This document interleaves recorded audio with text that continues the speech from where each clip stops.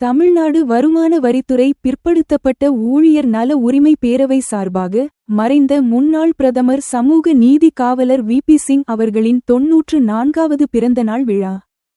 சமூக நீதி தலைவர் ஐயா ஆணைமுத்து அவர்களின் 100ஆண்டு பிறந்தநாள் விழா மற்றும் NCOBCயின் முன்னாள் தலைவரும் தமிழ்நாடு வருமான வரித்துறை பிற்படுத்தப்பட்ட சங்கத்தின் பொதுச்செயலாளருமான தனசேகர் அவர்களின் பணி நிறைவு பாராட்டு விழா என முப்பெரும் விழாவாக சென்னை நுங்கம்பாக்கத்தில் உள்ள வருமான வரித்துறை கூட்டரங்கில் நடைபெற்றது. தமிழ்நாடு வருமான வரித்துறை பிற்படுத்தப்பட்ட ஊழியர் நல உரிமை பேரவையின் தலைவர் குணவதி அவர்களின் தலைமையில் அதன் பொதுச் செயலாளர் ஜெயகண்ணன் அவர்கள் முன்னிலை வகித்த இந்த முப்பெரும் விழாவில் முன்னாள் பாராளுமன்ற உறுப்பினரும் NCOBCயின் முன்னாள் உறுப்பினருமான கார்வேந்தன் அவர்கள் சிறப்பு விருந்தினராக கலந்து கொண்டு மறைந்த பிரதமர் விபி சிங் அவர்கள் குறித்தும் ஐயா ஆணைமுத்து மற்றும் வருமானவரித் துறையில் பணியாற்றி ஓய்வு பெறும் தனசேகர் குறித்தும் சிறப்புரையாற்றினார். மேலும் இந்த முப்பெரும் விழாவில் வருமான வரி முதன்மை ஆணையர் ஜோதிலட்சுமி நாயக் IRS அவர்கள் முதன்மை விருந்தினராக கலந்து கொண்டு விழா பேருரை ஆற்றினார். மேலும் இந்த நிகழ்வின் வருமான வரி பிற்படுத்தப்பட்ட ஊழியர் நல உரிமை பேரவையின் பொருளாளர் சிந்துஜா மற்றும் அந்த பேரவையின் பொதுக்குழு மற்றும் செயற்குழு உறுப்பினர்கள் பல்வேறு பொதுத்துறை நிறுவனங்களின் இதர பிற்படுத்தப்பட்ட வகுப்பினர் ஊழியர்கள் சங்கங்களை சார்ந்த தலைவர்கள் மற்றும் முக்கிய பிரமுகர்கள் பலர் கலந்து கொண்டனர். முன்னதாக வளாகத்தில் அலங்கரித்து வைக்கப்பட்டிருந்த விபி சிங் மற்றும் ஐயா ஆணைமுத்து அவர்களின் திருவுருவ படத்திற்கு விழாவில் பங்கேற்ற முக்கிய பிரமுகர்கள் மலர் தூவி மரியாதை செலுத்தினர். மேலும் பணி ஓய்வு பெறும் தனசேகர் அவர்களுக்கு சால்வை அணிவித்து வாழ்த்து தெரிவித்து அவரின் சிறப்பான பணிகள் மற்றும் பிற்படுத்தப்பட்டோர் ஊழியர்களுக்கு அவர் ஆற்றிய தொண்டுகள் குறித்து உரையாற்றினர். எல்லோரும் பாராட்டியதற்கு ரிட்டையர்மெண்ட் மீட்டிங் எப்பவுமே அதிகமா பாராட்டிடுவாங்க.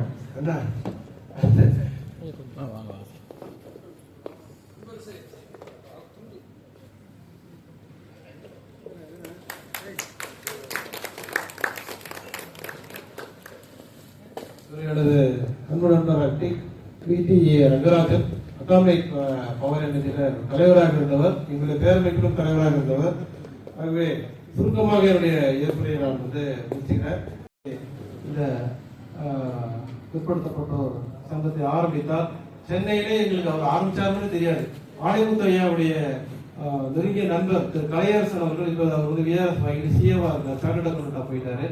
அவரும் நானும் ஒவ்வொரு சீட்டாக சென்று யார் OBC என்று சின்னதாக ஒரு பதிவு எடுத்தோம். அதன் பிறகு அதை தெரிந்து ஒரு அசோசியேஷனாக மாற்றி அதன் பிறகு பல்வேறு அமைப்புகளை ஒன்றிணைத்து பல போராட்டங்கள் வந்து சேதுபதி அவர்கள் காவேந்தன் ஐயா அவர்கள் சொன்னதை போல எந்த சங்கங்களுக்கும் எந்த உரிமையுமே இல்லை, ஒரு அறை கூட கிடைக்காது, உதாசீனப்படுத்துவார்கள், கேவலப்படுத்துவார்கள், நீங்களாம் ரெக்கக்னைஸா இல்லைன்னா சொல்லுவாங்க. ஆனால் அவர்களிடம் எல்லாம் அந்த DOPT ஆணையை காட்டி உரிமை பெற்று இந்த எங்களிடம் 25 அஃபிலியேஷன் இருக்குன்னா அவர்கிட்ட 20 சங்கங்களுக்கு உரிமை பெற்று தந்திருக்கிறோம். அனைவருக்கும் அரை சொல்லாமல் இருக்கு.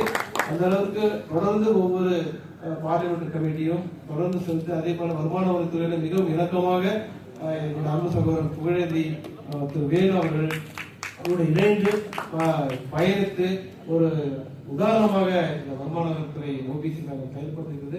OBC சங்கத்தை மட்டும் இல்ல, ITRC பல துறைகளிலே தொடர்ந்து வேலை செய்வதற்கான இந்த உந்துதலை என்னுடைய கொள்கையும் என்னுடைய தந்தையாரும் என்னுடைய குடும்பத்தினரும் நிறைய உத்தரவு இருக்கிறார்கள். அதே போல இங்கு இருக்கக்கூடிய தொழிற்சங்கங்கள் இருக்கக்கூடிய திரு சந்தானம் அவர்கள், சுந்தரம் அவர்கள், CS அவர்கள், அதே போல அதன் பிறகு இருக்கக்கூடிய அன்பு தோழர் இன்பஸ் வெங்கடேசன் அவர்கள், ஐடி கோவாளர் கண்ணன் போன்ற அனைவருமே ஒரு கொள்கை பூர்வமாக இணைந்து பயணித்திருக்கிறார்கள். அதே போல இங்கு இப்பொழுது வருகையை தந்திருக்கக்கூடிய IOB-லிருந்து வந்திருக்கூடிய திரு செல்வம் பெர்னாண்டோ, EFA-லிருந்து வந்திருக்கூடிய சந்தாமரை கண்ணன், OITC-லிருந்து வந்திருக்கூடிய திரு சேதுபதி, CPCA-லிருந்து திரு சதீஷ் கண்ணா, போஸ்டல்-லிருந்து திரு ஹரிகிருஷ்ணன், OCF-லிருந்து திரு தரணி பாண்டியன், ஜிப்பர்-லிருந்து திரு இளங்கதிர், ரயில்வே-லிருந்து திரு ரவிச்சந்திரன், அட்டாமிக் பவரிலிருந்து முன்னாள் தலைவர் திரு ரங்கராஜன் அவர்கள், அதே போல கேன்டீன் தொழிலாளர் அன்பு தோழர் நல்ல ஒரு கம்யூனிஸ்ட் சிந்தனை கொண்ட திரு நாகசாமி அவர்கள், சந்திரன் தலைமையில் திரு சம்பத், திரு ராதா,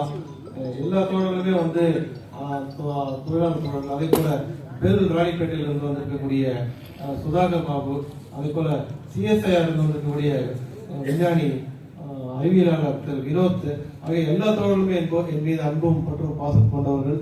அதே போல இங்கே வருமான வரித்துறையில ஓபிசி சங்கத்தில் இருந்து இருக்கக்கூடிய அனைத்து நிர்வாகிகளும் அதே போல எனக்கு உற்ற தோழனாய் இருந்து இன்றும் என்னோட தோளோடு தோல் என்ற முன்னாள் தலைவர் முன்னாள் செயலாளர் திரு குமார் அவர்கள் எல்லோருமே எனக்கு உற்ற துணையாக இருந்து பாடுபட்டிருக்கிறார்கள். அது போல ஓய்வு பெற்று வந்திருக்கூடிய திரு ரவி சந்திரசேகரன் ஐக்கிய வந்திருக்கிறார், திரு சசுல்லா கான் சார் அவர்கள், அதே போல ஓய்வு விடைபெற்று சென்றிருக்கக்கூடிய திரு திருமுருகன். இந்த விழாவோட ஹைலைட்டே மேடமோட ஸ்பீச் தான். அந்த அளவுக்கு மண்டல் கமிஷன் போர் அடிக்கிற சப்ஜெக்ட், அதுல போய் இண்டிகேட்டர் எல்லாம் யார் யார் சொல்றது, மண்டல் கமிஷனோட போராட்டங்கள் சொல்லுவோம், டெல்லியில் நடக்கிற போராட்டங்கள் சொல்லுவோம். கேபிஎஸ் நான்லாம் வந்து டெல்லி போயிருக்கோம், மண்டல் கமிஷன் நேராகவே பார்த்தோம் என்ன போராட்டம் நடக்குது, நமக்கு எதிராக எவ்வளவு பெரிய சதி வடநாட்டில் நடக்குதுன்ட்டு அதெல்லாம் பார்த்து மிரண்டு போயிட்டு 2 நாள் சும்மா அடைஞ்சு கிடந்துட்டு வந்தோம். ஆனால் அந்த அதையே ஒரு சுகமிக்க ஒரு பேச்சாக மாற்றி அனைவருக்கும் ஒரு சிறியமுக கருத்தாக ஜோதிலட்சுமி நாயக் என்றவர் எங்க இருந்தாரு எங்களுக்கு தெரியல. இன்னைக்கு அவர்கள் வந்து உண்மையிலே பாராட்டணும். அவர்களை சிறப்பு விருந்தினராக தேர்ந்தெடுத்து ஒரு நல்ல, ஏன்னா நாம இங்க வந்து அம்பேத்கருடைய பிறந்தநாள் விழாக்கள் நடக்கும்போது வெளியில இருந்து நிறைய ஐஏஎஸ் எல்லாம் கூப்பிட்டு வந்து பேச போறோம், வாய் போனது பார்ப்போம், ஏன் இவ்வளவு அறிவுபூர்வமா பேசுறாங்களே அப்படின்ட்டு. ஆனால் நம்முடைய வருமான வரித்துறையில அதை விட ஒரு முக்கிய ஒரு வைரமாக இருக்கக்கூடிய ஒரு உணர்வு மிக்க, அதாவது ஒரு விஷயத்தை ஒரு சாதி பாகுபாட்டை சொல்லும் போது கூட அந்த சாதி பாகுபாடு எப்படி எப்படியெல்லாம் நிகழ்ந்தது சுவைப்பட விளக்கக்கூடிய ஒரு நல்ல டேலண்டட் ஒரு நல்ல ஒரு சிறப்பான ஒரு சொற்பொழிவாளருக்கு வந்திருக்கக்கூடிய எனக்கே கூட நான் கேட்டேன். மேடம் சொன்னாங்க நம்ம கேட்டகரின்னு சொல்லுவோம், it is not category, it is indicators அப்படின்னு ஒரு வார்த்தையை வந்து சொன்னாங்க. So really very proud of you madam. நீங்க எங்களுக்கு வந்து சீஃப் கெஸ்டா கிடைச்சது, அதுவும் இந்த இரு பெரும் தலைவர்களுடைய விழாவில் இந்த அளவுக்கு ஒரு செறிவான ஒரு சாதிய பரிநிலையை விலக்கி சொன்னது மட்டுமல்லாமல் சோசியல் ஜஸ்டிஸ் என்றால் என்ன, ரிசர்வேஷன் என்றால் என்ன, ஒரு அற்புதமான ஒரு உரையை கேட்கக்கூடிய வாய்ப்பு எனக்கு கிடைத்தது. அதற்கு முதலாக நான் நன்றியை தெரிவித்துக் கொண்டு இங்க வந்திருந்து வாழ்க்கை அளவிற்கும் ஒரு நிகழ்ச்சியில வந்து என்னோட இயக்கத்தை சார்ந்த ஒரு தோழர் சொன்னான், அண்ணன் வந்து ரிட்டையர் ஆயிட்டாரு, நீங்களாம் வருத்த போறீங்க, நான் ரொம்ப ஹாப்பி ஆயிட்டேன் அப்படின்னா. ஏன்னு கேட்டா தொடர்ந்து என்ன நிகழ்ச்சி தலைமை போட்டுட்டே இருக்கிறான். எல்லாத்தையும் கூட்டுக்கிட்டு நாளன்னைக்கு கூட திரு வேலு பிரபாகரன் அவர்கள் இயக்குனர் அவர்கள் இறந்து விட்டார். அவரோட படத்திற்கு என்னோட தலைவரை தான் திறக்கணும்னு சொல்லிட்டு அடுத்த நாள் நெய்வேலி போகணும் வகுப்படி இருக்கு. நெய்வேலி நீ எப்படின்னா போயிட்டு வரா நைட் ட்ரெயின் பிடிச்சு, இதுக்கு போனா அவங்க ஃப்ரெண்டுன்னு அவர் படத்தை நீ திறந்து வைக்காம யார் திறந்து வைக்காம சொல்லிட்டாகவே தொடர்ந்து நான் வந்து திராவிட இயக்கங்களிலும் பெரியார் இயக்கங்களிலும் தொடர்ந்து உழைத்துக் கொண்டிருப்பவன். அதுக்கு சலிப்பே இல்லை. ஏனென்றால் இந்த மக்களுக்கு நாம் செய்ய வேண்டியது நிறைய இருக்கு. அந்த மக்களுக்காக உழைப்பதற்காக என்னுடைய உடல்நிலையை சீராக செழிப்போடு பார்த்த இந்த துணைவியாருக்கு முதலாக என்னுடைய நன்றி நான் வந்து தெரிவித்துள்ளேன். உண்மையிலே நான் என் வீட்டுலாம் பெருசாலாம் அவங்களுக்கு என்ன தெரியாது, ஓப்பனாக சொல்றாரு. அந்த நேரத்துக்கு வந்து என்னை மட்டும் இல்லாமல் என் தம்பி தங்கைகள் என்னுடைய தாய் தந்தை அனைவருமே வந்து இதை நாங்கள் ஒரு கூட்டு குடும்பமாக கடந்த மாதம் வந்திருக்கும்போது கூட இந்த நூலகத்தை வந்து பார்த்துட்டு கூட கரண் சார்லாம் வந்து நல்லா, அதுக்கு காரணம் கிட்டத்தட்ட ஒரு 20,000 ரூபாய் அது வாடகை விட்டா கிடைக்கும். ஆனா நாங்க அதெல்லாம் புறந்தள்ளி விட்டு என்னுடைய தம்பியுடைய மகள் வந்து யாழிசை தம்பி தான் அதை வந்து அந்த வாடகை வந்து ஏர்ன் பண்றான். எங்களுடைய தம்பி மகளுக்கு எங்களுடைய தலைமுறையிலேயே முதலாக அண்ணா யூனிவர்சிட்டியில சீட் கிடைச்சது. நாளைக்கு அட்மிஷன் எங்க வீட்டுல எல்லாருமே தமிழ் பேர் தான். இவ்வளவு யாழிசை, இவள் வந்து என்ன இன்ஸ்ட்ருமெண்டேஷன் இண்டஸ்ட்ரியல் இன்ஜினியரிங் தான் படிப்பேன். ஏன்னா அது நிறைய பேர் ஆண்கள் தான் படிப்பாங்களா, ஆனா இவன் அதுதான் படிப்பேன்னு சொல்லிட்டு சுமாரா போயிட்டு அண்ணா யூனிவர்சிட்டி ப்ரௌட்லி என்டரிங் அவர் ஃபர்ஸ்ட் ஜெனரேஷன் என்டரிங் அண்ணா யூனிவர்சிட்டி. 24,000 ரூபாய் ஃபீஸ் கேட்டணும். பக்தராஜ் என் பொண்ணுக்கு நான் 1.5 லட்சம் ஃபீஸ் கட்டேன். 26,000 ரூபாய் ஃபீஸ் கட்டிட்டு 10 வருஷத்துக்கு முன்னாடியே 1.5 லட்சம் ரூபாய் ஃபீஸ் கட்டணும் பனிமலர் காலேஜ். ஆனா கவர்மெண்ட் காலேஜ் பார்த்தீங்கன்னா 26,000 ரூபாய் தான். ஸோ என்னுடைய குடும்பத்தாருக்கும் வந்து இந்த வாழ்க்கை தொழிற்சங்க தலைவர்களுக்கும் வாழ்த்து.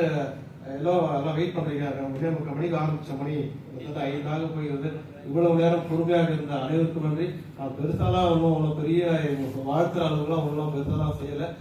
நான் எந்த வேலையை நான் செய்தேன், அதுக்கு நேரம் ஒதுக்கினேன். அதனால இழப்புகளும் இருந்தது, இல்லை என்றெல்லாம் சொல்லவில்லை. அவமானங்களும் இருந்தது, இழப்புகளும் இருந்தது.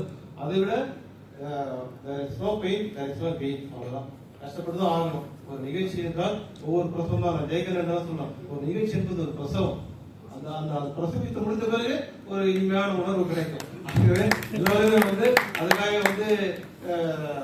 உழையுங்கள். நிச்சயமான அந்த ரெகக்னிஷன் கண்டிப்பா நிச்சயமாக மக்களுக்காக உழைத்தால் மக்கள் நம்மை நிச்சயமாக எல்லா மக்களும் நன்றி கேட்கிற மக்கள் தான் ஒண்ணும் இல்லை.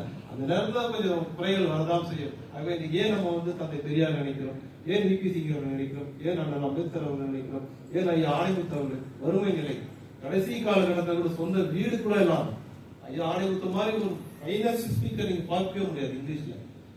அவ்வளவு அற்புதம் பிரிச்சு மேய்வார் கான்ஸ்டியூஷன்ல இடுக்குல பூந்து வெளிவரக்கூடிய இந்தியாவிலேயே மிகப்பெரிய ஒரு தலைவர். அவர் கடைசியில் ஒரு வீடு இல்லாம தான் இருந்து போனார். நாங்கதான் ஒரு 1.5 லட்சம் ரூபாய் திரட்டி பாரத் ஹெவி எலக்ட்ரிக்கல் சாணி பெற்ற ஒரு மிகப்பெரிய ஒரு நிகழ்ச்சி. அந்த நிகழ்ச்சியில அவர்கள் பேசக்கூட முடியல. ஆனால் இன்று அவருக்கு ஒரு மணிமண்டபம் கட்டுவதற்காக நாங்கதான் முதல் மனு கொடுத்தோம். சிவசங்கர் அவர்களை சந்தித்து மினிஸ்டர் அந்த ஒரு மினிஸ்டர் வந்திருக்காரு. சொன்னோடனே நான் சிலை வைக்கணும்னு இதெல்லாம் வைக்கலங்க, மணிமண்டபமே கட்டுறேங்க, பொறுமையா நீங்கள் விழா நீங்க இது ஒரு மனு கொடுக்கறது, அது ஊழியர் சங்கம் மனு கொடுப்பது. உழைக்க வேண்டும், மக்களுக்காக உழைப்போம், சமூக நீதியை நிலைநாட்டும், உரிமைகளை வென்றெடுப்போம். இப்ப இருக்கிற நிலைமையில பார்த்தா இருக்கிற உரிமையில ஒவ்வொன்றா பிடிங்கி போயிட்டு இருக்கு. அந்த அளவுக்கு தான் இருக்கு. இந்த உரிமைகளை நிலைநாட்ட நம்மை போன்ற சங்கங்கள் வர வேண்டும், நம்மை போன்ற படித்தவர்கள் வர வேண்டும் என்று கேட்டுக்கொண்டு இதுவரை என்னோடு பயணித்த நிறைய என்னோட அன்பு சகோதரர் நாராயணமூர்த்தி, திரு வெங்கடேசன், திரு ராஜேந்திரன் போன்றவர்கள் என்னால் மறக்கவே முடியாது. திரு சுவாமிநாதன், திரு விஸ்வநாதன் எல்லாருமே என்னோட உழைத்திருக்கிறார்கள். அனைவருக்கும் கடல் தூக்கிய நன்றியை தெரிவித்து விடைபெறுகிறேன். நன்றி.